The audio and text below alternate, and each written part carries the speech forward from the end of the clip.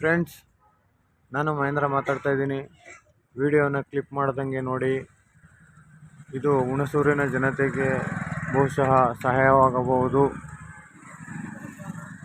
ವಿಷಯವೇನೆಂದರೆ, ನಾನು ಇಂದು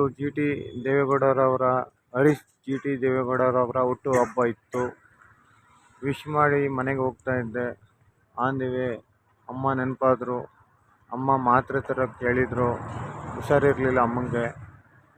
ಹಂಗಾಗಿ ನಾನು ಸುಮಾರು ಮೆಡಿಕಲ್ಗಳನ್ನ ನೋಡಿದೆ, ಯಾವುದು ಓಪನ್ ಇರಲಿಲ್ಲ.